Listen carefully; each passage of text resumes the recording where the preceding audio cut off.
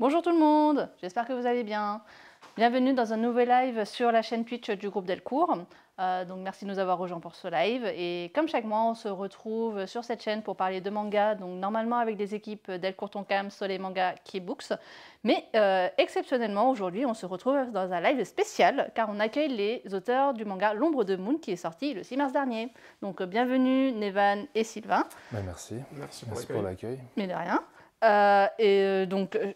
On va commencer par les présentations. Donc, je vous laisse vous présenter brièvement. Je vous laisse voir qui veut commencer.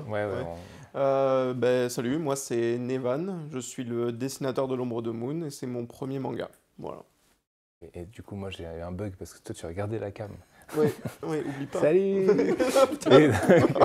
Donc, non, moi c'est Sylvain Ferré, voilà, ça fait 7-8 ans que je fais de la bande dessinée et voilà, du coup je suis le scénariste de l'Ombre de Moon. Voilà, ton co-auteur et fidèle assistant. Ouais. Je sais pas. Merci pour cette présentation. Avec plaisir. Pour les personnes qui regardent l'émission pour la première fois, donc moi c'est Célia, je suis coordinatrice marketing digital pour le groupe Delcourt. Donc je présente ce live Twitch et je m'occupe également des réseaux sociaux Asie. Donc si ce n'est pas encore le cas, n'hésitez pas à vous abonner sur les comptes Facebook, Twitter, Instagram et même TikTok de nos différents labels. Et dans le chat, vous retrouverez Maëva, notre super modératrice / assistante édito. Donc n'hésitez pas à participer dans le chat dès maintenant pour poser vos questions, que ce soit sur le titre L'Ombre de Moon ou que ce soit sur des questions pour nos auteurs ici présents. Voilà. Okay. Donc bienvenue aux personnes qui nous rejoignent. Bienvenue à Antoine Blacker qui trouve que vous êtes très beau apparemment. Ouais, mais lui aussi il est très beau, c'est pour ça. Voilà, donc on attend vos questions avec impatience. Aussi, donc pendant ce live, on vous propose un jeu concours pour gagner 2 exemplaires de l'Ombre de Moon, de l'Ombre de Moon dédicacé par les auteurs. Écorcher le nom du manga, moi je m'en vais. Je me barre, Bon bah je finis l'émission toute seule, allez. Donc merci à vous pour ce joli cadeau, donc des exemplaires dédicacés. Ouais, voilà. C'est surtout lui qui a travaillé. Oui, toi t'as rien foutu, toi t'as mis un peu de couleur, c'est tout. Il a colorié. Voilà. Mépris tout de suite. Non, travail d'équipe. Vas-y. Magnifique travail d'équipe. Ouais, après nous on part, c'est bon, on fait tout le live. Alors, pour en revenir, si vous voulez gagner ces exemplaires, donc pendant l'émission, je poserai 2 questions à 2 moments différents du live et il faudra répondre correctement et le plus rapidement possible à ces questions pour gagner un des exemplaires. Voilà, donc on vous indiquera à quel moment le concours aura lieu. Et attention, pour ce concours, il faudra répondre sur le chat, donc suivre notre chaîne Twitch. Donc si ce n'est pas encore le cas, cliquez sur le bouton suivre sur la chaîne. Voilà. Donc bienvenue aux personnes qui nous ont rejoints entre-temps. Alors, Antoine dit que les auteurs ont un peu la grosse tête par contre. Oh là là, mais ça commence les attaques, hein, dis donc. Ouais, mais lui aussi, il sera auteur bientôt et on pourra prendre la grosse tête tranquille. C'est bien, on va se faire une soirée avec Antoine. Ouais, alors, faut quand même qu'il sache que je vois absolument pas les retours parce que je suis incapable de lire sur l'écran là-bas. Donc en gros, j'ai l'impression d'être la délatrice un peu quand même. Voilà, c'est un peu compliqué là. C'est un peu compliqué comme situation. Maintenant, on va parler de notre sujet du jour, c'est-à-dire l'Ombre de Moon. Cette fois-ci, c'est bon, je ne l'ai pas écorché. Et on va commencer par vous montrer la bande-annonce du manga.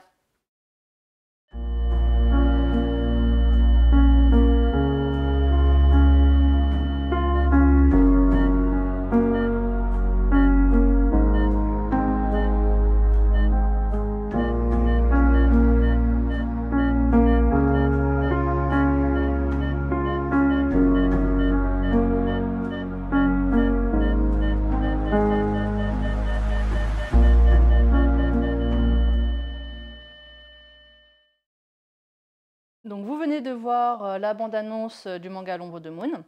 Donc Sylvain, Nevan, maintenant à votre tour de parler. Est-ce que vous pouvez nous raconter de manière plus détaillée et sans trop spoiler de quoi parle votre manga ? Oui. J'étais sûr que ça allait tourner vers moi. C'est obligé. Parce que tu as de la chance, parce que pour l'instant, on est toujours ensemble. Voilà. Oui, mais c'est pour ça. Bientôt, tu seras tout seul. Parce que moi, quand j'étais que dessinateur, j'étais dans la sauce à chaque fois. Là. C'est vrai que quand tu es que dessinateur, et que c'est avec un scénariste, tu dois raconter l'histoire du bouquin, tu es là, je sais pas, moi je dessine. Du coup, L'ombre de Moon, ça raconte l'histoire du parcours initiatique d'un jeune garçon. Ça part d'un modèle assez traditionnel de manga shonen pour après raconter des thématiques un petit peu plus noires, un petit peu plus sombres. Mais voilà, le concept de base, c'est juste un jeune adulte qui est coincé dans un univers qu'il ne comprend pas, qui a l'air d'être un univers de fantasy. Il est à la fin de son voyage, au tout début. Et il est complètement bloqué pour en sortir. Et en fait, il est accompagné d'un jeune enfant avec lui qui lui ressemble beaucoup et qui est une sorte de représentation de lui plus jeune. Et voilà, ils vont entamer une sorte de nouveau voyage d'apprentissage tous les deux. Et voilà, et le but, c'est que le personnage va devoir en apprendre plus sur lui-même s'il veut sortir de cette espèce de prison fantastique, quoi. Voilà. Bah, très bon résumé. C'est full impro. J'ai lu la 4e de couve, mais pareil, comme le retour, je vois absolument pas ce qui est écrit. Donc voilà. Fallait pas révéler l'anti-sèche, mais bon, de toute façon, c'était trop loin. Donc, et en dehors donc, de ce parcours initiatique, est-ce qu'il y a des thématiques principales qui se dégagent du manga dont vous souhaitez indiquer aux spectateurs c'est difficile d'en dire beaucoup parce que c'est un one-shot, je ne sais pas si on a dit, mais voilà, c'est une histoire complète en un seul tome. Et comme j'ai une sorte d'écriture un peu à tiroir, les réponses, elles arrivent tardivement, donc c'est un peu spoilé de raconter de quoi ça parle. Le truc qui va s'en dégager en premier, c'est le rapport à l'enfance et au fait de grandir. Il y a pas mal de références à Peter Pan. Voilà, je pense que ça, c'est la première thématique, en tout cas, c'est celle qui est premier degré. Et après, voilà, il y a d'autres degrés de lecture et d'autres révélations plus tard dans le bouquin, quoi. Donc je ne peux pas évoquer comme ça. Et on laissera les personnes le découvrir si elles n'ont toujours pas lu le manga. Voilà. Donc maintenant qu'on a parlé de l'histoire et qu'on sait de quoi ça parle, est-ce que vous pouvez me raconter donc, comment ce projet est né, qui en a eu l'idée et comment vous avez été amenés à travailler ensemble? Ah, débrouille-toi, là, je suis épuisé, moi. Vas-y, je me démerde. En fait, comment le projet est né je voulais devenir mangaka et j'envoyais différents dossiers à des maisons d'édition. Et un jour, je l'ai envoyé à Delcourt Tonkam. Et un jour, David Chauvel m'a envoyé un mail. Qui est donc directeur de collection chez Delcourt. Voilà, qui est directeur de collection chez Delcourt. Et il me dit, ton travail m'intéresse, ça te dit qu'on échange un peu dessus et tout.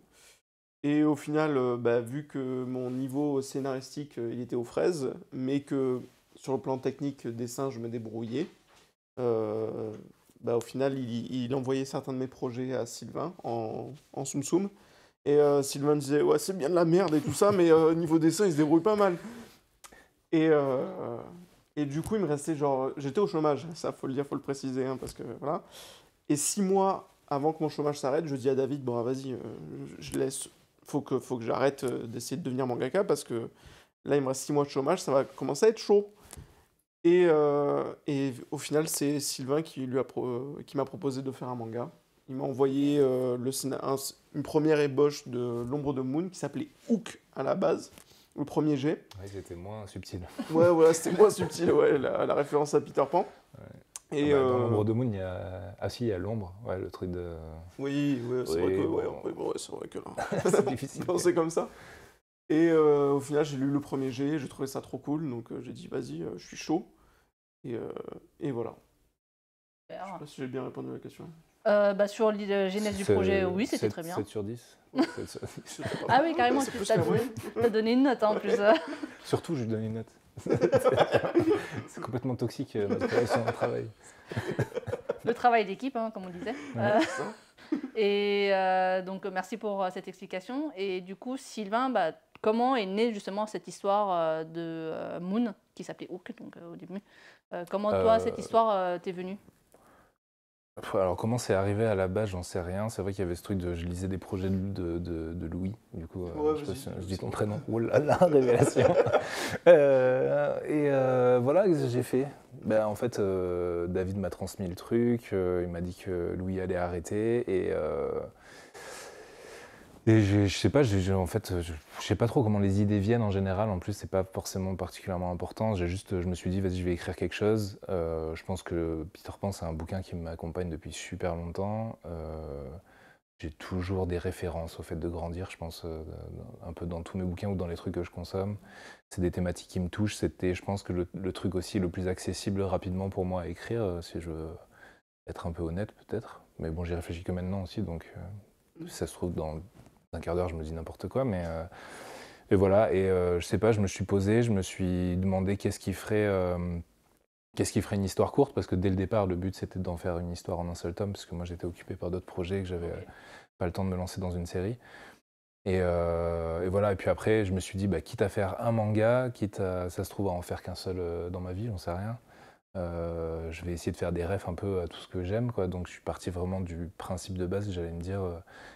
Je suis parti vraiment du postulat de je vais adapter du shonen de mon enfance, quoi. Et bon, et après, comme je peux pas m'en empêcher, c'est devenu un truc de dépressif, quoi. Mais non, mais enfin voilà, il fallait qu'il y ait de l'action, il fallait aussi que ce soit une sorte d'expérimentation et de terrain de jeu pour Louis, pour qu'il puisse se faire plaisir et se familiariser avec le rythme, le format, le fait de devenir actif tous les jours sur un album de bande dessinée et tout, machin. Donc voilà, bon après là je fais ça comme si je raconte ça comme si j'avais fait tout un planning et tout, machin. Non, j'ai écrit L'ombre de Moon vraiment rapidement.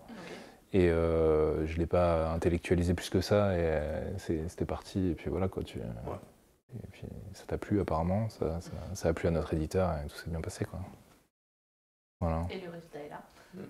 Et en dehors donc, de Peter Pan, quelles ont été tes autres inspirations justement pour créer L'ombre de Moon? Et même toi, Nevan, quand tu as dessiné, quand tu as commencé à dessiner, est-ce que tu as des inspirations qui te sont venues pour dessiner le manga? Vas-y. Ok, d'accord. Je vous laisse. Pour dessiner le manga,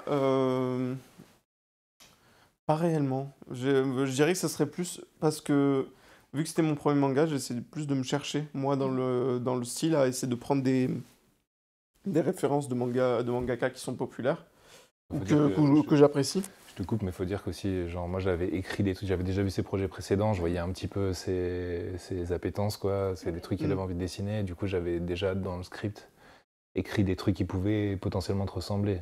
Il y a même des scènes où, en fait, comme le monde d'ombre dans lequel, du coup, le personnage est coincé, c'est une espèce de pot pourri où on met un peu tout ce qu'on veut. Enfin, sandbox, ça serait plus stylé, genre, que pot pourri comme expression. Mais voilà, donc il y avait plusieurs persos sur lesquels graphiquement tu pouvais un petit peu t'amuser, quoi. Ouais, genre, je pouvais appuyer, ouais. Mais plus pour construire l'univers, construire les personnages, en fait, je cherchais pas vraiment des références au niveau de l'univers, mais c'était plus moi me trouver mon style. Et je pense que même encore aujourd'hui, je suis en train un peu de me chercher. Je pense pas que ça viendra comme ça directement. Mais vraiment, L'ombre de Moon, c'est cette impression que j'ai eue. Moi, c'était une initiation du début à la fin où on voit que mon style évolue et qu'il y a cette espèce de truc où je me cherche. Et à la fin, vers la moitié du bouquin où mon style commence à devenir plus régulier. Okay. Voilà. Et l'autre question, c'était les inspirations. Ouais, les inspirations, oui. C'est plus vos inspirations, voilà. Si vous avez, donc après voilà, c'est pas obligé de Mais sortir tu un parlais plus manga en termes d'univers et tout, voilà, mais ouais, c'est en fait, c'est... Voilà. Et Peter Pan, effectivement, mais oui, voilà, mais en fait, d'autres choses. Au final, il y a des personnages qui sont en référence à Peter Pan. On va voir un crocodile, mais après c'est un peu détourné. Mais après, il y a un dragon, il y a un cosmonaute, il y a une espèce d'archer qui ressemble à un personnage de Gundam, il y a un lézard géant déguisé en professeur d'école avec des lunettes. Ouais, ça me Donc, c'est Spider-Man, ça. Ouais, voilà, tu vois. Donc en fait, il y avait... Le but justement, c'était de créer plein de variations et qui puissent se faire plaisir et tout. Même moi en l'écrivant, enfin de partir un petit peu dans tous les sens, quoi. Voilà. Ok, super. Je peux pas te donner un truc particulier vraiment qui m'a inspiré en dehors de Peter Pan, qui est un peu un fil conducteur du bouquin, et pas en termes de référence d'univers, j'ai pas de trucs qui me viennent. Ouais, vu que c'était surtout je vais pas trop rentrer dans les détails, mais ça reste de la fantasy et ça traite de l'enfance, mais il y a tout ce côté où quand on est enfant, on a plein de référentiels, où il y a un peu tout ça qui se mélange et qui font un peu cet univers un peu onirique, où tu as plein de références multiples, de dessins animés, de livres qui peuvent venir, Oui, dans mais au dans final, en l'univers. fait, c'est un univers un peu de fantaisie. En tout cas, l'univers, Ouais. il y a des cailloux et des arbres, quoi. Enfin, je veux dire, c'est Neverland, quoi. Enfin, il y a pas Oui, de... Donc, oui, en tout cas, c'est pas un univers de SF, quoi. Ils non, vont pas dans l'espace. c'est très fantasy. Ouais. Oui, oui, bah là pour le coup, de toute façon, je pense que les personnes l'auront vu également dans la bande-annonce, il me semble. Je crois qu'il y a quelques passages. Je pense que déjà, rien qu'avec les personnages que vous avez décrits, j'espère que ça aura intrigué les spectateurs et les spectatrices quand même. Ah ouais, on espère aussi, hein. C'est assez surprenant, effectivement, quand on lit à la lecture. Ah, intéressant comme personnage et Ouais, comme ouais, créature. après, aussi, c'est parce que s'il y a un cosmonaute et tout, c'est pas juste random. Oui, Non, non. Il y a des références, en Ouais. fait, il y a des références à la vie du personnage, en fait, quoi, à chaque fois. Donc, tout a un sens, j'espère, enfin, je crois. Même toutes les créatures que vous voyez dans le manga, elles ont tout un sens, elles sont liées à quelque chose par rapport, je vais pas trop spoiler, mais par rapport au personnage. Après, c'est à vous de découvrir, quoi. Ouais, c'était aussi, digression vite fait, mais c'était aussi un moyen, comme c'est une histoire complète, donner des possibilités de relecture, en fait, et de plaisir de relecture, quoi. Ouais. Donc, je pense que c'est un bouquin qui fonctionne beaucoup comme ça. Il y a beaucoup de révélations à la fin de l'histoire, donc quand on le relit, on le voit avec des yeux différents, quoi. Un nouveau regard, quoi. Voilà. Ah, super, merci beaucoup pour cette réponse. Et j'avais une autre question, c'est pourquoi avoir choisi le format manga? Vas-y, parce que j'ai l'impression que je fais que parler. Ben, Comme toujours, il fait que parler. comme Sylvain disait, c'est surtout parce que moi j'envoyais de mon côté des projets à David et que Sylvain de son côté les relisait avec David et que moi je voulais faire du manga, je voulais pas faire de la bande dessinée. D'accord. Donc quand j'ai dit que j'arrêtais, Sylvain pour le coup il allait pas me sortir, tu veux faire de la bande dessinée? J'aurais dit Une série en 6 tomes, 54 pages. voilà, surtout que je fais pas de. Moi je sais qu'on fait pas tout le temps de la couleur de la bande dessinée et tout ça, mais non, je voulais faire du manga. D'accord. Donc, C'était donc vraiment voilà. précis, Ouais, c'est s'imposer. Et puis aussi, dans la façon dont a écrit Sylvain Moon, c'est quand même une lettre d'amour au Ah shonen. bah oui, ça commence comme la fin de Senseiya, un peu, quoi. Enfin, je veux dire, c'est vraiment... Non, puis en fait, oui, c'est juste tu présentais des projets de manga, j'allais pas t'écrire, je sais pas moi, Une bande dessinée. un opéra. Voilà. Mais ça s'est fait naturellement. Après, c'est peut-être plus toi, pourquoi est-ce que naturellement tu dessinais gamin et puis tu t'es dit je vais faire du manga, je vais pas faire de la BD ou autre chose, quoi. Ouais, pourtant j'en ai lu des bandes dessinées, mais je sais pas, naturellement, j'ai un attrait pour le manga, le médium. Je sais pas, il y a un truc. Ouais, je sais pas, après, c'est plein de facteurs. je pense, Ouais, hein, c'est pas- plein de facteurs, mais voilà. De base, je suis plus attiré par ça. D'accord. Très bien. Et d'ailleurs, qu'est-ce que vous aimez dans le manga et que vous ne trouvez pas forcément en bande dessinée? Pourquoi ce médium vous plaît plus? Enfin, qu'est-ce que vous trouvez dans ce médium que vous ne trouvez pas forcément en bande dessinée, par exemple? Pour moi, ce serait plus le fait que ça se rapproche. Ça dépend des mangas, bien évidemment, il y a des bandes dessinées qui le font, mais ça se rapproche plus de la pellicule cinéma. Enfin, D'accord. vraiment, où tu as cet enchaînement d'actions où tu peux te permettre plus de liberté. Après, je pense que tu pourras peut-être me contredire là-dessus. Sur mais- la pellicule, peut-être, parce que c'est. Je sais pas s'il y a beaucoup de pellicules encore. Oui, non, je sais, mais c'est le terme. Ah, tu m'as compris, hein. Et vu que moi, de base, des mangas, j'en lis, mais pas énormément. Par contre, des films, j'en regarde énormément. Ça, beaucoup plus que des mangas. Donc voilà, de base. Je pense que c'est une sorte de fluidité narrative Ouais. qu'il y a moins dans la bande dessinée, parce que la bande dessinée est un peu coincée dans son format. Bon, après, la bande dessinée, c'est tellement large, ça veut rien dire. Le manga, c'est aussi juste de la bande dessinée. On pourrait très bien faire du franco-belge cartonné au même format que le manga, et du coup, ce serait du franco-belge avec. On arriverait à peu près à la même. Au même type de narration, donc c'est vrai qu'il y a plein de mangas différents aussi. Je sais pas, moi, si on lit Taniguchi, par exemple, ça va avoir une narration qui est très proche de celle de la bande dessinée traditionnelle franco-belge. Mais je pense que toi, dans les trucs que tu as lus ou les inspirations de mangas qu'on avait quand on était gamin, c'était des mangas qui étaient beaucoup calés sur un système de page-turner très fréquent. Donc du coup, en fait, c'est beaucoup plus fluide, quoi, Ouais. parce que t'es facilement emporté et tout par la narration. Ce qui est plus dur en franco-belge, parce que en fait, le chemin pour arriver je pense, hein, en tout cas, en bas de la page de droite et arriver au page turner, il est beaucoup plus long que sur un manga où on peut faire 2 cases ou 1 case par planche sans trop de problèmes. De toute façon, on a beaucoup de pages, donc on s'en soucie pas. En BD, on est limité quand même par le nombre de pages, donc c'est de moins en moins le cas parce que maintenant les bouquins sont beaucoup plus flexibles et tout, mais voilà, du coup, je pense que c'est ça un petit peu qui faisait que tu avais une fluidité qui se rapprochait un petit peu plus du cinéma, quoi. Ouais. Voilà, en tout cas du cinéma d'action et tout, parce que sinon il y a des trucs qui sont bien chiants, bien longs. Hein. En manga? Non, en cinéma, je parle. Ah oui, bien sûr, oui, tu prends certains films d'auteur ou autre, t'as le temps de te faire chier. Hein. Ça y est, il clash le cinéma français. Pas forcément le cinéma français, mais j'y pense. On verra les prochains clashs plus tard. Merci en tout cas pour ces premières réponses à mes questions. Donc avant de parler de votre travail d'auteur de manga, on va faire une petite pause concours pour proposer donc à nos auditeurs et auditrices de gagner un des exemplaires dédicacés de l'Ombre de Moon. Donc j'espère que vous êtes prêts. Donc je vais poser une question pour participer, il faudra répondre donc le plus rapidement possible et correctement dans le chat. Donc voici la question. Quel est le nom de la première trilogie de Sylvain Ferret, ici présent? Voilà. Donc il y a un indice sur le plateau qui est visible. Donc voilà, quel est le nom de la première trilogie de Sylvain? Donc la première trilogie, bande dessinée bien sûr. Voilà, donc on attend vos réponses. C'est mon t-shirt avec le nom de ma première BD que je porte toujours sur moi. Alors attention, pour l'histoire du t-shirt, on a Pascal Lafine, notre éditeur d'El Coton Cam, qui lui a souvent des t-shirts particuliers. Il s'habille pour les lives. Mario Kart, non. Talion, non.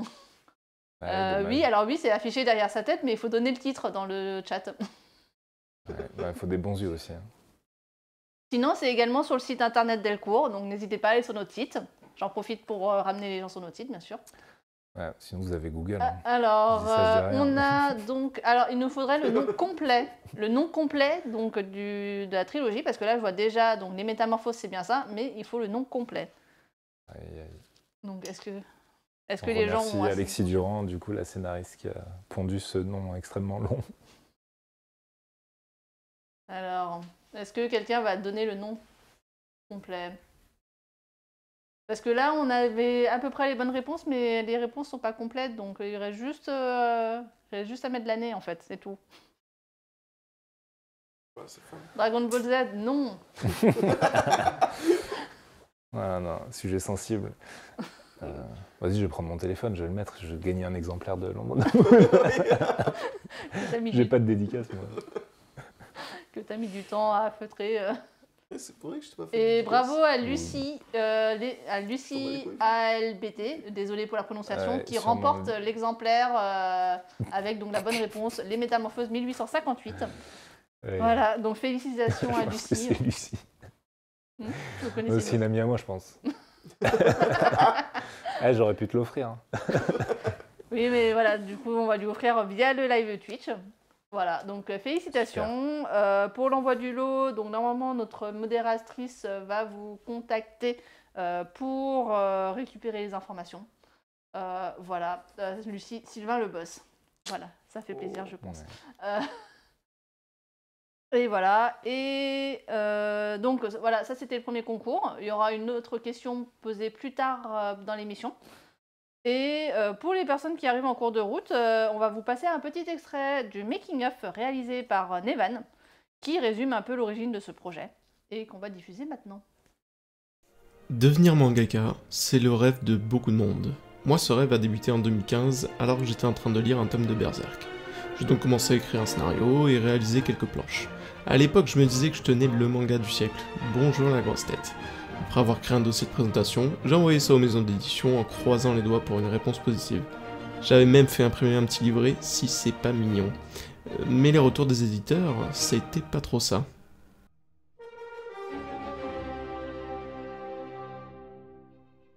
Je ne me suis pas démotivé pour autant, loin de là. Après 6 ans à courir après mon rêve, en parallèle de ma vie professionnelle, je décide de quitter mon boulot en me disant que si je ne le faisais pas maintenant, je ne le ferais jamais.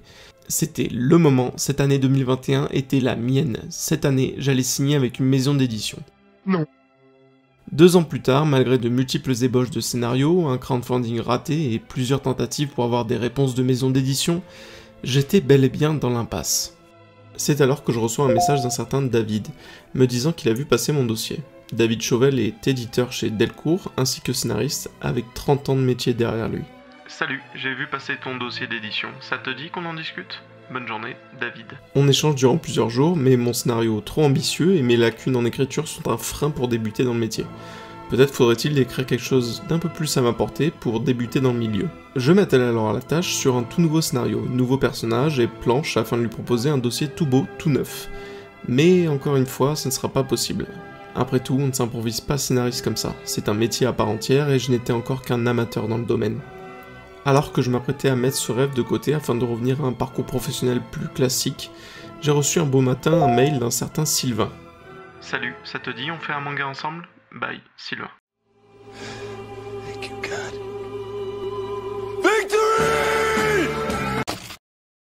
Merci Nevan pour ce making-of. De rien. Et donc, vous... Pour le faire. Il a souffert pour le faire. Merci de l'avoir fait, hein. Franchement, il est super bien en plus. Donc, retrouvez le making-of complet sur la chaîne YouTube de Nevan, donc Nevan & Co. On mettra le lien également dans le chat. Ça raconte bien déjà l'origine du projet, mais également donc, les différentes étapes pour créer le manga, dont on va parler tout de suite. Donc, première question, c'est quoi les différentes étapes pour créer un manga ? Les différentes étapes, tout d'abord, il y a le script. Donc ça, c'est la partie de Sylvain. Et vient ensuite, entre toutes les étapes que je vais dire, il y a des validations qu'on fait avec l'éditeur, bien évidemment. Donc premièrement, il y a le script. Ensuite, il y a le storyboard. Et ça, le storyboard et le script, c'est Sylvain qui s'en est chargé. Okay. Et après vient... ça dépend évidemment des illustrateurs, enfin des auteurs. Ça peut être le crayonné, vient l'ancrage et après la finalisation. Moi, vu que le storyboard de Sylvain était déjà très abouti, que je pouvais quand même m'appuyer dessus, que ce soit sur l'anatomie ou la perspective, en fait, je suis passé direct à l'ancrage. Voilà, je me servais un peu du storyboard comme d'un crayonné pour les références. Du coup, on travaille en numérique ? Oui, on travaille en numérique. Donc ça, déjà, ça permet d'aller quand même plus vite. Enfin, après, en soi, on peut faire le même système avec une table lumineuse. Tu aurais pu décalquer mettre mes storyboards en fond et puis ancrer par-dessus. Ouais, c'est ça, mais t'as moins le droit à l'erreur. Ce qui est bien avec le numérique, c'est que c'est très permissif à ce niveau-là. Donc voilà, les différentes étapes. Ok. Donc script et storyboard Sylvain et toi, le reste jusqu'à la finalisation. Ancrage, ouais. Ok. Et comment s'est passée la collaboration avec vous deux, justement comment étaient les échanges? Ignoble. Si j'étais à bout. Cet homme est horrible. Non, c'est bien passé. Bah oui. Non, je sais pas, naturellement, quoi. En fait, ce qui est difficile, c'est que c'était court, quoi. C'était intense, en fait, parce que ça dure 5-6 mois, quoi. Ouais, c'est ça. Et c'était il y a... Avril de l'année dernière. Ouais, donc en fait... mais ça s'est passé tout à fait naturellement. Après, en fait, moi, j'ai écrit le scénar d'un bloc, il était complet. Le storyboard, ça m'a pris un mois et demi. Okay.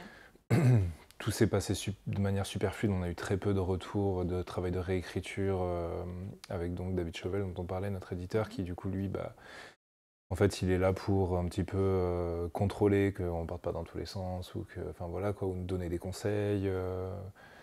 Faire le lien des fois entre nous, mais surtout vraiment pour vérifier que...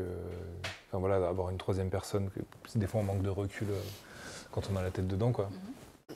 Mais là-dessus, tout s'est passé de manière assez fluide, donc c'est allé très vite. Après, une fois que tu as eu le storyboard, pareil, le storyboard, j'ai eu 2-3 retouches à faire dedans, mais ça allait quand même très très vite.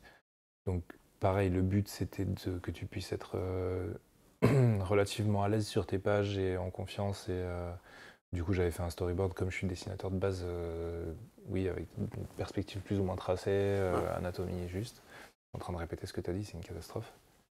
Mais voilà.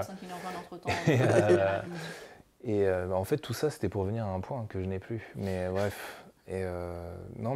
Comment ça s'est passé entre nous? Après, ça s'est passé que tu as travaillé tout seul dans ton coin et que moi, je faisais ma vie, quoi. Non, il exagère. En vrai, ça s'est super bien passé. Puis en fait, j'avais... T'as reçu le storyboard? Non, t'as reçu une première moitié d'abord pour que tu puisses commencer à travailler. Ouais, j'ai reçu une première moitié et après la seconde moitié.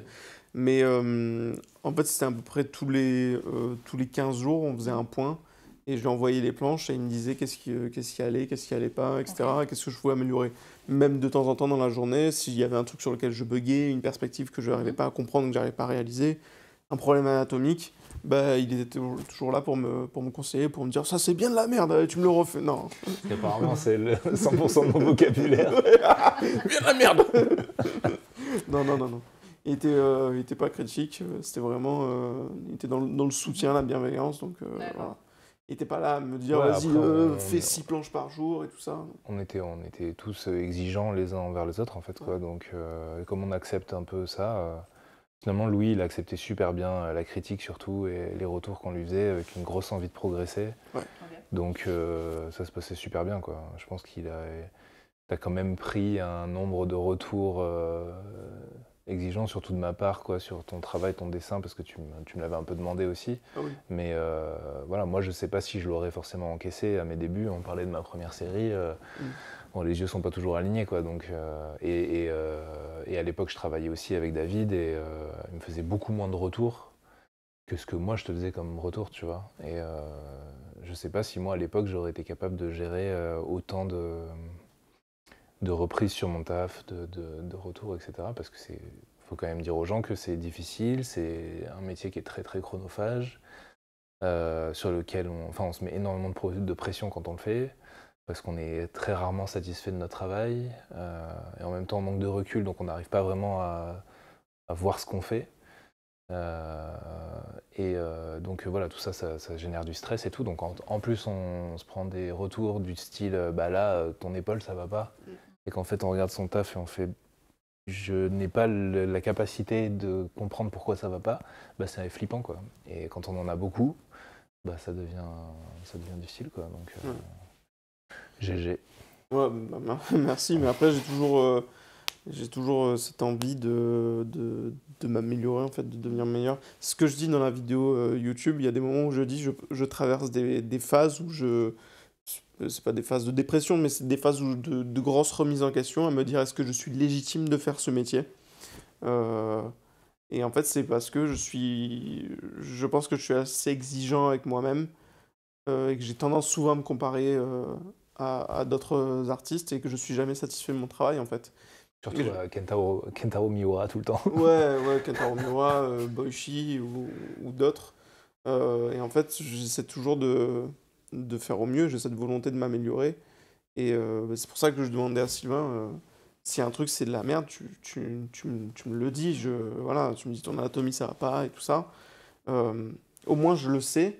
Après, est-ce que j'ai le temps après de le retravailler et tout ça c'est autre chose. Mais je préfère qu'on me pointe du doigt ce qui va pas plutôt que me dire ah tout va bien et tout ça, c'est cool. Voilà, on a bien digressé, mais en tout cas, c'est bien passé, quoi. Ouais, c'est bien passé. Ouais, désolé, putain, on s'est étalé. Vous pouvez être dans la même pièce, tout va bien. Oui, bah, là, ça va. Hein. Bon, après, dès que c'est fini, moi, je fais ma vie. Oui, c'est bon. Bah, super. Comment vous avez construit le personnage de Moon et l'univers d'ombre? Donc, c'est-à-dire, comment ça s'est passé le chara-design? Est-ce qu'il y a des choses... voilà. Vous racontez un peu de cette étape, par exemple? Le chara-design, alors Sylvain m'avait donné des pistes. D'accord. Il m'avait dit c'est un non, pour Moon. Pour Moon. Pour Moon. Il commence à confondre les personnages. Non, il m'a dit tous les persos, c'était quand même assez codifié, quoi. Ouais. Tu m'as dit c'est un robot et il a une lance qui est en forme de seringue. Ouais. Voilà. Et je lui ai dit, je lui ai demandé, vas-y, est-ce que je suis libre totalement sur le chara-design ou est-ce que tu peux me donner un peu des pistes? Et il m'a dit, non, vas-y, éclate-toi et tout ça, et c'est juste de codifier ton personnage, qu'il ait des caractéristiques physiques pour qu'il soit reconnaissable de loin, en fait. C'est comme, je sais pas, Naruto avec son bandana, sa tenue orange et tout ça. Ouais, c'est un bandana, ouais, tu vois. Du coup, je l'imagine. Lorenzo Lamas. Comme avec Sangoku, sa coiffure et tout ça, voilà. Donc, ouais, c'était essayer de codifier le personnage. Et il m'a fait confiance sur le chara design. Il m'a dit il m'avait envoyé des personnages que j'avais réalisés sur mes précédents projets. Il m'avait dit ça, j'aime bien, ça, j'aime bien. Ok. Ça, c'est de la merde. Ça va revenir. C'est le code principal. Il faudrait que ce soit le sous-titre de la vidéo. C'est de la merde. Non, je pense que je vais faire un compteur de c'est de la merde. Ah oui, tu mets des bips. Oui, bon, on est un peu vulgaire des fois, mais on n'est pas méchant. Et Non mais voilà. ouais, en fait, ce qui est difficile, c'est que comme moi je suis dessinateur, dès que j'allais commencer à trop lui décrire des persos, c'est ce qui est arrivé avec un seul personnage en fait que j'imaginais facilement. Et du coup, j'avais donné des rêves un peu trop précises et finalement, ça a été très compliqué de le construire. Et je pense que c'était notamment à cause de ça, notamment à cause du fait que je lui avais donné trop de pistes en fait, et j'avais du mal à décrocher moi de ma projection que je me faisais du personnage. C'est le seul sur lequel je t'ai même fait des sketchs et tout, machin, pour essayer de te montrer. Donc, comme quoi, voilà, moi, je pense que j'en tirerai une leçon sur des futures collaborations. En tout cas, comme je suis dessinateur, si je suis que scénariste, il faut que je m'implique le moins possible sur la direction artistique, quoi. Ok. J'ai l'impression, en tout cas. Ok. Ça marche. En tout cas, merci pour cette réponse. Donc, Nevan, est-ce que tu peux nous dire un peu quels sont les outils que tu utilises, même si vous êtes en numérique? alors, comment vous faites, l'outil que j'utilise, déjà, je vais commencer par la tablette. C'est la marque Uyon, c'est Canvas Pro. C'est une 24 pouces et c'est du 4K. Parce qu'avant, j'étais sur du 1080, mais ça faisait selon les niveaux de zoom, ça faisait un peu des trucs un peu de... Oui, parce que C'était pas beau. Ce qui est compliqué avec le manga, c'est les trames, en fait, surtout. Ouais, la c'est gestion ça. des trames. Ouais. La haute résolution, ça permet de voir les trames. Exactement, il n'y a plus de plus, soucis sur quand c'est en 4K, il n'y a pas de soucis. Et j'utilise le logiciel Clip Studio Paint X, la version X. Et je travaille aussi sur un iPad quand je suis en déplacement, ou même des fois dans la journée quand j'ai envie de changer, de plus être dans mon bureau comme un vampire. Là, voilà, j'ai envie d'aller sur le canapé. Et, Ce qui change vachement, du coup. bah ouais. C'est vachement différent. Là, je mets bien là, hop là, tiens, je vais faire un peu de manga là. Je reste dans le noir, mais sur un canapé, Sur quoi. un canapé, devant une série. Ok. Voilà. Ok. Et Sylvain, toi qui as déjà travaillé sur de la bande dessinée, pour toi, c'était quoi les grosses différences entre travailler sur la bande dessinée et sur du manga? Ah oui, parce que du coup, j'ai cru que tu demander mes outils. Bon, là, en tant que scénariste, Word, quoi. Non, là, j'ai plus la question, voilà, entre dessiner une bande dessinée, dessiner du manga, enfin, scénariser du manga. Ah oui, je pense que c'est juste le format qui change le truc. Après, c'est tellement large. Comme je disais tout à l'heure, on peut vraiment... en fait, on a des biais. Qui arrivent assez facilement. On a l'impression que le manga, c'est... je sais pas, péter la mise en page, en fait. C'est-à-dire incliner les cases, mettre des bulles partout, par-dessus, par-dessous. Mais en fait, ça existe déjà dans la BD, ça existe déjà dans le comics. Donc, qu'est-ce qui appartient au manga? En fait, c'est très déterminé, j'ai l'impression, par le format et le nombre de cases qu'on va mettre par page. Après, moi, je suis pas particulièrement un spécialiste, j'en ai fait un. Donc, c'est venu relativement rapidement. Il y avait le changement de narration de droite à gauche pour le sens de lecture original. Mais finalement, j'en ai lu. En fait, j'ai lu plus de mangas dans ma vie que de BD, donc je pense que c'est venu un peu naturellement, quoi. Comme quand j'ai commencé à faire de la BD, le storyboard, c'est venu assez facilement, entre guillemets. Du coup, en fait, ça n'a pas changé grand-chose par rapport au format. Je ne sais pas s'il y a des gens qui vont se rendre compte qu'il y a un peu de franco-belge dans l'ombre de Moon. Moi, je ne saurais vraiment pas le dire. Mais du coup, voilà, j'ai essayé de pas de faire ça naturellement, en fait, de faire ce qui me venait. Moi, je suis aussi un grand fan d'Akira. Akira, c'est vraiment une narration très classique. C'est quand même relativement sobre. Donc voilà, j'ai pas essayé de faire des tentatives narratives sur toutes les pages et tout, etc. Le seul truc sur lequel je voulais vraiment me focus au niveau de la narration, c'était l'action. Okay. Où j'avais vraiment envie, justement, là, comme j'avais beaucoup de pages, je voulais me permettre de vraiment raconter l'action et de prendre le temps de raconter l'action et que ce soit fun, quoi. Ce qui est très difficile à faire en bande dessinée, justement, toujours pareil à cause de ce... Enfin, en tout cas, à chaque fois je dis bande dessinée, mais en grand format, en fait, c'est ce qui est très difficile, c'est que dynamiser l'action quand on a beaucoup d'espace, c'est difficile. Et plus on réduit l'espace, et plus c'est facile de dynamiser l'action. Donc voilà, c'est les grosses différences, c'est ça, quoi, en fait. Mais en soi, on pourrait faire la même chose avec de la bande dessinée. Il suffirait juste de mettre l'action sur des grandes pages, de baisser le nombre de cases par planche. Sauf que, en fait, si on envoie à notre éditeur un storyboard où on met 15 pages pour raconter un coup de poing, et en fait, l'album fait 60 pages, bon, c'est compliqué, quoi. Voilà. Ok, super, merci pour la réponse. Et sinon, c'est quoi vos passages préférés dans l'ombre de Moon? Quels sont les passages que vous avez préférés? Vas-y. Le passage... je dirais que mon passage favori, c'est quand Moon raconte à Ares... Faut que tu développes. Ouais, Ares, en gros, c'est un personnage, elle est habillée en cosmonaute. Et, Une sorte de mentor, quoi. Ouais, c'est une sorte de mentor pour Moon.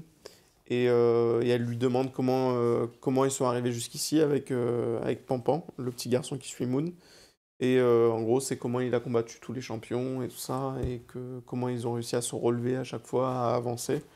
Au niveau du découpage que tu as fait, des scènes et tout ça, de l'action, il y a quelque chose de très cinématographique, en fait, et que j'adore, en fait. J'ai adoré dessiner ces planches.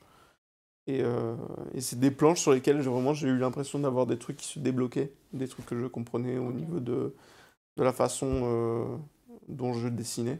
Donc c'est surtout celle-ci que je garde en tête. Et évidemment le combat final, sur lequel Sylvain il s'est dit vas-y, on va tout mettre au max. Ouais, puis toi, je pense que tu t'es un peu débloqué aussi graphiquement. Ouais. À la fin, tu as eu un peu des révélations de dessin, quoi. Genre, ça, si je dessine, c'est mieux. Ça, Ouais, si je fais comme ça, c'est mieux, machin. Et du coup, voilà. En fait, c'était ton moment shonen à toi aussi, quoi. Ouais, exactement, voilà. Mais Moon, franchement, pour moi, la réalisation, aussi, c'est tellement shonen. Je me suis cassé la gueule. Je me remets en question plusieurs fois et tout ça, j'ai l'impression de ne pas avancer. Mais t'es là, allez, vas-y, le pouvoir du dessin, allez, Sasuke, je vais dessiner toute la journée. Au final, ça te débloque des trucs et tout, et t'avances, et tu comprends des choses sur toi. Et voilà. 5 nuits, je ne dors pas. Voilà. Je mettais des poids de 5 kilos autour de mon poignet. Comme Son Goku. J'ai qu'un bras qui est musclé. Ouais, et toi, tes moments préférés? Voilà, t'es revenu tellement vite au sérieux. D'un coup comme ça. Un sociopathe. Non, je ne m'y attendais pas là. Moi, j'y arrive pas. Bizarrement, alors au storyboard, j'ai un peu focalisé sur l'action pour essayer de faire des scènes qui seraient fluides et j'ai essayé un peu de travailler ça, mais au final, les scènes que je préfère, moi, c'est vraiment les scènes celles qui ont le plus d'intensité dramatique. Donc des scènes assez contemplatives, assez lentes, voilà, ou alors des moments qui sont un peu hors du temps. Quand on sort un peu de l'ombre, il y a des pages entre les chapitres où il y a une narration, enfin en tout cas il y a des dialogues en off dont on ne sait pas vraiment qui parle, on l'apprend plus vers la fin du manga. Et voilà, donc c'est des pages où j'avais vraiment des coups de cœur en les voyant, quoi, quand Louis me les a envoyés. Donc je pense que c'est celle dont je me souviens le plus. Tous les plans assez contemplatifs et tout, les plus sobres en fait et les plus simples, je pense que c'est ceux que je préfère. Et parce que moi, c'est un truc que je recherche, je pense, en narration de plus en plus, même sur mes albums, d'amener justement du temps long et tout. Du coup, ça me plaisait vachement. Je trouvais ça trop bien. Et puis quand il les mettait en dessin, du coup, c'était encore plus cool. Et les scènes, bizarrement, les scènes aussi d'humour, quoi, ou de gag, où je sais pas pourquoi, je m'y attendais pas, mais j'ai réussi à faire des blagues. Genre, je sais pas si elles ont fait rire tout le monde. Elles faisaient rire Louis, donc j'étais content, quoi. Moi, je crois que l'année qui m'a fait beaucoup rire, c'est quand Pampan demande à un moment, est-ce que ça va? Comment dire? Je vais pas donner toute la scène parce que voilà, mais j'étais...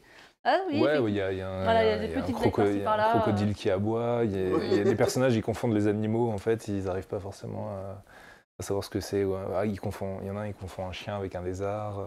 Voilà. Forcément, quand on raconte les blagues après comme ça, c'est une catastrophe. Mais, en vrai, ça passe bien.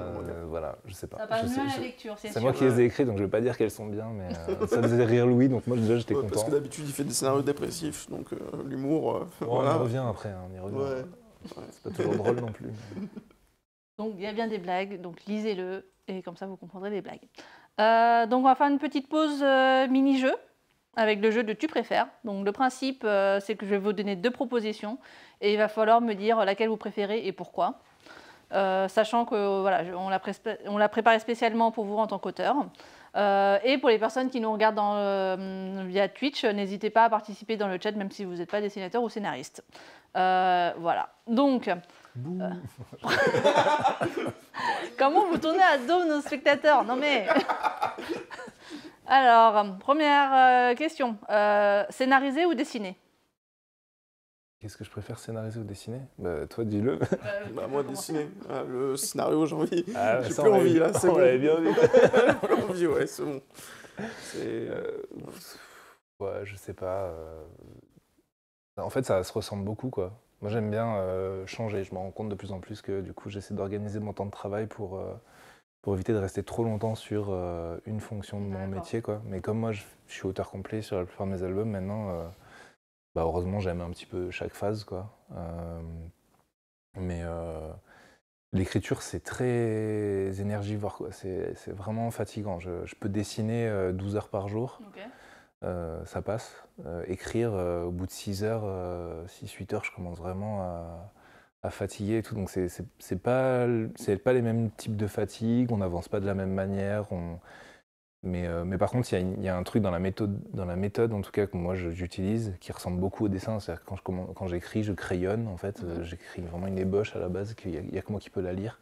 Et ça ressemble à un crayonné de dessin en fait. Et après, je muscle au fur et à mesure, etc., pour aller vers la version la plus propre possible au final. Donc, en fait, en termes de système, ça se ressemble beaucoup. Donc, j'aime bien les... Enfin, voilà, j'en jetterai pas un pour l'autre, en tout cas, maintenant. Ça marche. On va passer à la prochaine question. C'est affronter le monde d'ombre ou affronter votre éditeur? Donc, toi, tu réfléchis premier degré, là. Ouais, je suis premier degré. Tu crois que c'est une vraie question? Je crois qu'il y a David derrière la porte avec des gants de boxe. C'est ça. En vrai, je suis en train de me dire, est-ce que le monde d'ombre, on y meurt vraiment? Est-ce que c'est comme un Dark Souls, tu vois? Est-ce que tu reviens et tout ça? Est-ce que tu as pensé à ça? les règles de l'univers. On va dire que oui. Moi, je préfère affronter le monde d'ombre, du coup. Comme ça, je level up et tout, comme un isekai. Ouais. Oui, non, mais enfin, je sais pas. Est-ce que je préfère affronter le monde d'ombre Bah, je pense que, en fait, de toute façon, alors, de ce que ça raconte du personnage, l'ombre de Moon, pourquoi est-ce qu'il est dans l'ombre? C'est pas des trucs que j'ai envie de vivre. Donc, je préfère affronter mon éditeur, je crois, en fait. Ouais. Voilà. Ouais. Je sais, Même si je pense qu'il m'éclate. Et en plus, je ne sais pas s'il est dans le chat. J'ai vu qu'il a suivi la chaîne, c'est tout ce que j'ai vu. Donc, David, si tu es dans le chat, n'hésite pas à réagir. Alors, ensuite, prochaine question. Alors, dessiner comme un dieu, mais n'avoir qu'un seul bras, ou dessiner très vite, mais avoir Pampan à tes côtés 24/24? Ouais, dessiner comme un dieu, avoir qu'un seul bras. Direct. Ouais, c'est quoi dessiner comme un dieu, de toute façon? Ah, moi, c'est moi qui suis premier degré, là, du coup. Ouais, t'es trop premier J'aime bien, degré. ça s'inverse. Non, mais je sais pas. C'est quoi? C'est dessiner comme un dieu ou être accompagné de Pampan en permanence? Dessiner comme un dieu et avoir qu'un seul bras. Ah. Ou dessiner très vite et avoir Pampan. Tout le temps. Mais ouais, non, je sais pas. J'arrive pas à faire de blagues en fait dans ma tête. Je suis full premier degré, je suis là. Attends, Pampan, de toute façon, il représente l'enfance, donc au final, je suis toujours accompagné de mon enfance. Non, je sais pas. Après, un seul bras, c'est relou quand même. Voilà. C'est vrai. Pour faire des tractions. Même s'il y en a qui le font. Hein. Voilà.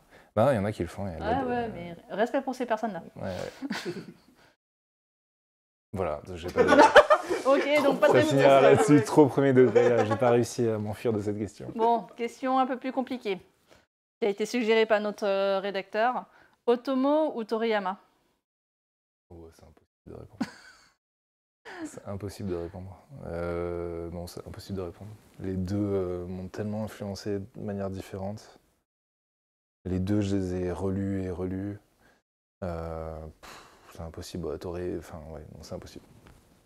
J'ai pas de réponse à apporter à cette question, c'est impossible. Joker. Moi, Toriyama. Ah ouais. Ah oui, oui, oui. Et Ah beaucoup ouais, de mais parce que jokers, t'as hein, t'as participé, pas... Ça part en conversation entre nous. Ouais, parlez, T'as pas hein, lu ouais. Akira tant de fois que ça c'est parce que... Si, j'ai lu Akira, mais on va dire que Dragon Ball m'a beaucoup plus accompagné durant mon enfance. Que j'ai plus une attache. Ah bah oui, c'est Par sûr rapport à qu'à ça. 12 ans, on lit pas Akira de toute façon. Non, mais j'avais vu l'animé, je Mais crois. ouais, tu jouais Le à film. Pokémon à 3 ans, tu m'as dit. Donc. Non, c'était à 6 ans. Dites-nous dans le chat si vous jouez à Pokémon à 6 ans. On va voir qui c'est qui va gagner le débat. Non, c'est impossible de choisir ces deux monstres du Ouais. manga qui ont amené des trucs différents l'un et l'autre. Je pense que Toriyama a influencé beaucoup plus de monde que Otomo, c'est sûr, mais pour moi, en tout cas, c'est impossible de faire un choix, quoi. Ça marche. Je pense que tu as utilisé beaucoup de jokers quand même avec les différentes questions, mais c'est pas Ouais, grave. La fuite. C'est pas grave. Alors, autre question, c'est combattre un démon à la petite cuillère géante ou t'occuper d'un crocodile qui cause beaucoup? Ouais, crocodile. Le crocodile? Ouais. Ah oui, ouais. Oui, donc parce que du coup, il faut raconter peut-être les refs, mais il y a un personnage qui se bat avec une énorme cuillère en bois et il y a un crocodile. Je sais pas, je m'enfuis encore. La cuillère en bois, moi je choisis, c'est stylé quand même. Ça marche. Ça Et d'ailleurs, c'était vraiment. Ça fait partie des trucs comme la lance en forme de seringue. Il faut qu'il y ait une cuillère en bois, quoi. Oui, bah oui. Voilà. Oui, parce que ça a un sens. Ouais. il y a un sens. Et la dernière question, c'est boire 10 litres d'encre de Chine ou ne faire que bosser la perspective pendant 10 ans? Perspective. La perspective. Normalement, 10 ans, c'est que vraiment t'as des galères quand même. Hein. Au bout d'un moment, faut. Ça y est, là, c'est bon maintenant. C'est boire combien de litres 10 non litres. 10 litres. C'est beaucoup. Est-ce qu'on peut l'étaler sur plusieurs jours? Oui, non, Oui. c'est dingue. Ah bah voilà. 10. Putain, 10 Rien, litres. même 10 litres d'eau, je préfère Ah, bosser mais la là, perspective. mais- hein. Ouais. Bon, on va partir sur les 10 litres. Étalés sur de longues années. Voilà. Ça marche. Bah, merci en tout cas d'avoir participé à ce mini-jeu. Avec plaisir. Est-ce que dans le chat, est-ce qu'il y en a Est-ce que qui dans ont le répondu? chat, il y en a qui boivent de l'encre de Chine? Non, je pensais aux autres Dites-le nous en questions. commentaire. Et Oleos Twitch qui a répondu Toriyama, c'est celui qui a le plus bercé, effectivement. Et Oleos Twitch qui a dit le crocodile, c'est plus simple. Bah voilà. Et on va passer au deuxième concours. Et on a donné un gros indice dedans quand même. Ah oui. Ouais. Ouais. Donc, alors, ceux qui veulent participer au concours pour gagner le deuxième exemplaire dédicacé de l'ombre de Moon, il faudra répondre à cette question le plus rapidement possible et correctement dans le chat. Donc, quelle est la forme de l'arme de Pampon? Ah, bah oui. Ah, c'est vraiment la question Koh-Lanta, là. Vraiment, là. C'est une équerre. Un compas. Donc, voilà, c'est dans le premier chapitre et on en a parlé juste avant. Donc, Ouais. voilà, donc Ah, j'espère que c'est les moi personnes qui ont ai trouvé. grillé la carte. Donc quoi. Antoine, je sais qu'il répond, mais que lui, il n'a pas besoin apparemment de gagner un exemplaire dédicacé. Non, c'est bon. Il est Voilà. déjà venu en dédicace. Et on a Deconix18, et oui, il s'agit d'une cuillère. Voilà, donc félicitations Deconix18 pour avoir trouvé la bonne réponse. Bien joué. Voilà, donc on vous contactera pour récupérer les données et vous envoyer le cadeau. Voilà, donc on va reprendre notre discussion après l'instant mini-jeu et le concours. Le livre est sorti en début de mois. Vous avez eu vos premières dédicaces. Donc, est-ce que vous pouvez me raconter comment se passe cette période, cette étape de promotion du livre? Comment se sont passées vos premières dédicaces? Vas-y, c'est surtout Bah, toi. moi, c'était mes toutes premières dédicaces. Donc, j'étais assez curieux de savoir comment ça allait se passer. Et un peu stressé. Mhm. Parce que moi, je suis dans ma caverne tout le temps, toute l'année. Donc, forcément, quand je sors et que je viens à la rencontre des gens, ouais, oula, qu'est-ce qui se passe? Donc, voilà, non, mais c'est bien passé. Les gens étaient très cool et tout. Donc, puis ça fait, c'est aussi très sympa de pouvoir rencontrer son public. Donc voilà, non, franchement, c'était très cool. Non, mais moi, ce qui change pour moi, surtout, c'est de le faire à deux. Parce que du coup, Oui, j'ai c'est déjà fait quand même pas mal de sessions de dédicaces, mais le fait de se déplacer à deux et tout, ça change quand même beaucoup de choses, quoi. C'est vraiment cool. Donc, bon, je pense qu'on s'amuse bien, on rigole bien avec les gens. Les libraires sont cool. Enfin, voilà, quoi, pour l'instant. Bon, après, pour l'instant, on a fait Toulouse et Bordeaux. Hein. Ouais. Et Ouais. demain, c'est Paris. Et demain, c'est Paris. C'est pareil. Donc, Donc, s'il y a des personnes en région parisienne, Ouais. n'hésitez pas à aller au Renard Doré demain, Je crois à 18h. 18h. À partir de 18h, je crois. Ouais. Donc voilà, n'hésitez pas à y aller. Et il y a une autre dédicace donc à Quimper. À Quimper, le 6 et 7 avril, au festival de BD. Voilà, à Voilà. Quimper. Et il y aura également. Plus du nom du festival. Euh... Sûrement Bulle en Quimper ou Quimper en Bulle ou un truc comme ça. c'est- ouais, un truc comme ça, Toutes ça les doit informations faire sur BD à le Quimper, site Delcourt. Quimper BD. Donc les informations sont sur le site Delcourt. Et je crois qu'il y a aussi une dédicace à Marseille, mais juste À toi. Marseille, le 20 20 avril à 16h à la FNAC. Il y aura aussi en mai chez Tsundoku. D'accord. Mais c'est en Marseille mai. aussi. Ouais, Marseille aussi. Et, Et Japan Expo. et la Japan Expo en juillet. C'était du combien? C'est du 11 Oh, au je sais 14. plus. Nous, on y sera le 14, je crois. 14 ou 16. Mais- Non, au 16. Non, 16, c'est pas Le possible. 14, c'est le dimanche, je crois, non? C'est dimanche. Donc 13 et 14, je crois. Ok, ouais, bah c'est 13 et Voilà. 14. On donnera plus d'informations, bien sûr, sur les réseaux sociaux et sur le site internet, bien sûr. Voilà. Et donc, maintenant que l'ombre de Moon est sortie, quels sont vos futurs projets? Vas-y, je te laisse commencer. Tu as le droit de raconter des trucs, toi, ou pas? Ou c'est, Oui, mais moi, ce sinon, sera tu bref. vas avoir un rond rouge qui va apparaître sur le front. David qui est dans une bibliothèque comme ça. Oui, bah moi ma prochaine sortie, c'est un roman graphique donc chez Delcourt qui va sortir en octobre. Ça s'appellera Mémoire de gris et on va dire que c'est une sorte de conte social qui se passe dans un XIIe siècle fictif, dans une France fictive en tout cas, plus ou moins au XIIe siècle. Et voilà, c'est histoire d'amour, histoire sociale. Les thématiques principales, c'est liberté et violence. Et voilà, donc là, on est dans des trucs un peu moins fun, machin. Mais c'est un bouquin que j'ai adoré faire, que j'ai adoré écrire. C'est vraiment mon premier bouquin où je suis totalement libre aussi. On parlait des histoires de format et tout, mais là, voilà. Donc là, je suis en auteur complet dessus. Et j'en parlerai un petit peu plus quand je serai plus à l'aise pour en parler aussi, parce que je vois que là, je n'étais pas préparé. Pas de soucis. Mais voilà. Et après, donc ça, ce bouquin, il est terminé. Il sortira donc en octobre. Là, on est en train de finir vraiment de prendre des décisions dessus, couverture, etc. Et après, je commence donc une grosse série de science-fiction chez Delcourt aussi. Voilà, donc là, c'est gros projet ambitieux. Mémoire de gris, le bouquin dont je parlais avant, il fait 230 pages. En fait, j'ai tellement aimé ce modèle. Et surtout, j'ai réussi à peu près à boucler cet album en moins d'1 an. Et je voulais savoir si j'étais capable de faire ça avec de la série. Donc, je me lance dans une série. Et les albums devraient faire entre 200 et 250 pages. Ok. Et avec des rythmes de parution relativement rapprochés. Bon, voilà, ça, c'est mon ambition principale, c'est d'arriver à faire ça en BD. Grand format, couleur. Voilà. Ok. Donc Ça s'appelle Origine. Voilà, c'est demandé. Pour l'instant. Parce que Mémoire de gris, ça devait s'appeler Brume. Et puis, il y a 10 milliards de BD qui sont sortis qui s'appelaient Brume. Voilà. Au moins, voilà, donc Mémoire de gris et Origine pour Sylvain. Et Nevan, est-ce que tu veux parler un peu de tes futurs projets? Ouais, bah moi je travaille sur un futur projet, c'est avec l'éditeur de l'Ombre de Moon, qui est aussi scénariste, David Chauvel. On travaille sur une adaptation d'une série de romans, c'est la Dark Fantasy, ça s'appelle Les Sentiers des Astres, et on est en train de les adapter en manga. Ce sera du seinen, bien évidemment. Et voilà, je peux pas trop en dire plus. Ça sortira d'ici 3-4 ans, je pense, le premier tome. Donc voilà, je peux pas trop en dire. Ça me prend beaucoup de temps. Développement.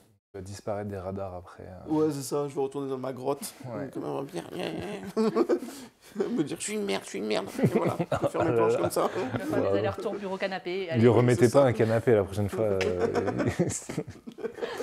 Voilà, donc, ok, donc prochain projet dont on en entendra parler plus tard. Ouais, c'est ça. Donc voilà, bah merci beaucoup. Et est-ce que vous avez des conseils à donner aux personnes qui aimeraient faire du manga ou de la bande dessinée? Bah toi, tu as un peu fait ta vidéo making-of, du coup, dont on peut dire que les gens ils peuvent aller la regarder parce que tu parles un petit peu je vais pas parler pour toi, mais tu parles un petit peu de ton parcours, en tout cas comment tu y es arrivé, sans forcément donner des conseils, mais juste... Ouais, c'est ça. Puis des difficultés que moi, personnellement, j'ai pu rencontrer. Après, ça sera peut-être différent chez d'autres personnes. Le ressenti sera différent. Euh, mais je sais pas, au niveau des conseils, je pense que pour l'instant, je suis pas trop légitime pour en donner. Quand j'aurai peut-être plus d'expérience, plus de bouteilles et tout ça, je trouverai de meilleures choses à dire. Là, pour l'instant, je me considère encore comme, mais je pense toute ma vie, comme étant un amateur, quelqu'un qui a envie de se perfectionner. Donc là, en tout cas, j'ai pas de conseils pertinents à donner. Du coup, maintenant qu'il a fait la carte humilité, qu'est-ce que je fais moi? La Non, carte, mais c'est la carte prétention. Non, mais je sais pas, j'ai pas vraiment de conseils non plus. De ce que je vois maintenant des gens que j'ai rencontrés, etc., je remarque bien qu'il y a 10 milliards de manières d'arriver à devenir auteur de bande dessinée, mais à faire n'importe quoi de sa vie, en fait. Donc, je sais qu'il n'y a pas d'égalité des chances, etc. Il n'y a pas d'histoire de talent ou de... voilà, donc en fait, il faut juste essayer de persévérer le plus possible et de maximiser ses chances. Après, il y a beaucoup de il y a beaucoup de chance là-dedans, il y a beaucoup de rencontres, d'opportunités qui se créent, etc. Donc c'est pour ça que c'est difficile de donner des conseils parce qu'en fait, on aura beau, on peut dire à quelqu'un, bah, il faut s'accrocher, il faut travailler énormément, mais en fait, on voit toujours la face visible de l'iceberg qui est les gens qui réussissent. Mais au final, il y a beaucoup de gens qui travaillent énormément à essayer de devenir auteur et qui n'y arrivent pas. Donc voilà, maximiser ses chances, persévérer, apprendre, lire, essayer de rencontrer des gens, ça peut aider quand même aussi. Voilà. D'ailleurs, on a une question dans le chat qui est intéressante, c'est comment Delcourt Tonkam choisit un candidat plutôt qu'un autre en manga? Et petite précision quand même qu'on n'a pas fait depuis le début, c'est que David Chauvel, en fait, à la base, est un éditeur BD, et que là, c'est un de ses premiers projets manga.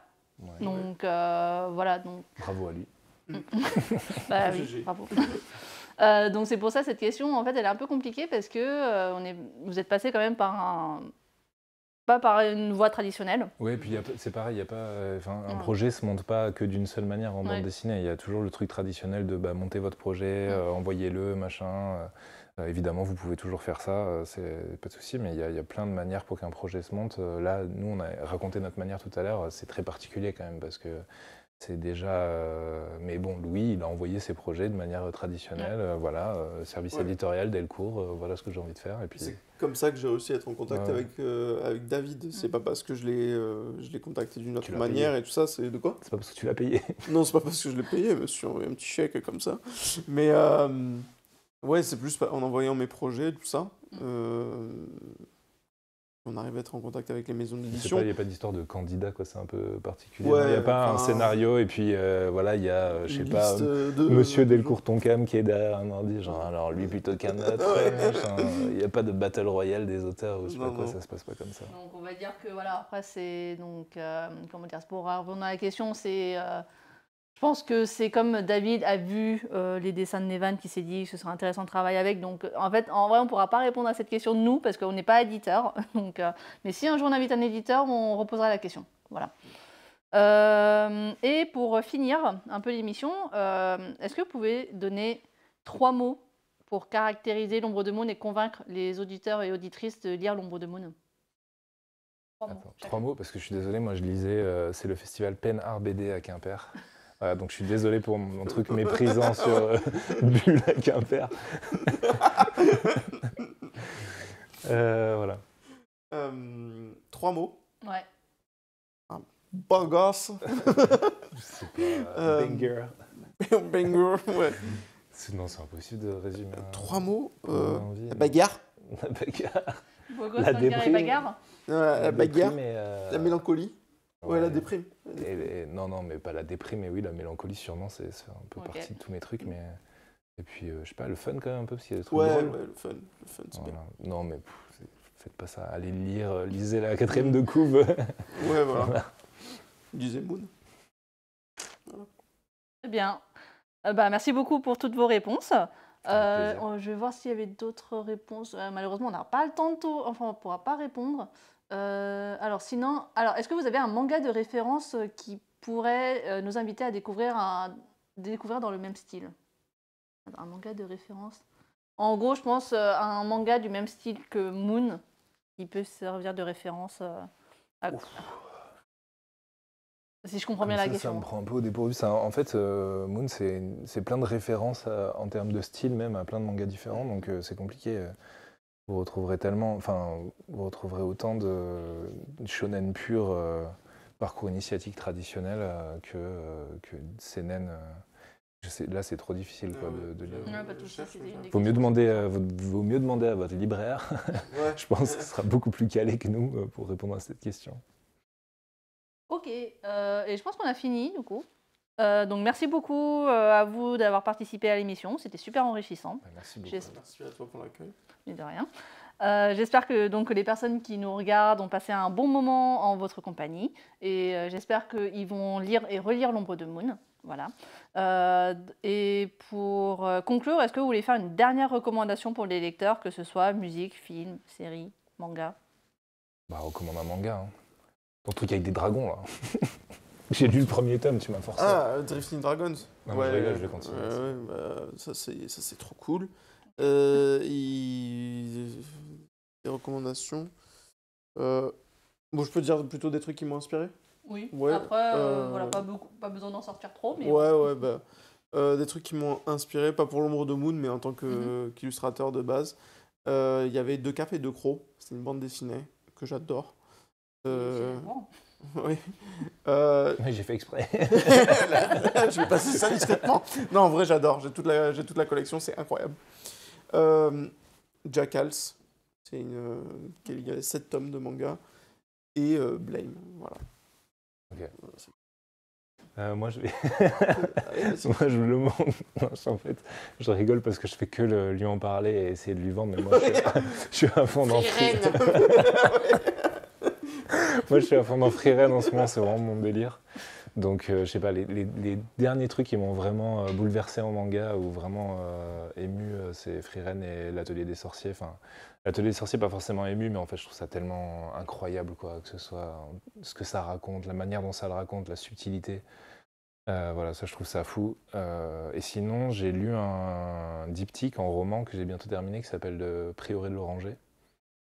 C'est écrit par une autrice qui s'appelle Samantha Shannon et il doit me rester 100 pages, donc je pense pas que ce sera catastrophique dans les 100 dernières pages, et jusque-là c'était vraiment incroyable, c'est de la fantaisie, mais voilà, et je pense que c'est intéressant de le dire, mais c'est écrit par une femme et ça se sent quand on lit de la littérature de genre quand même, ça fait du bien, quoi.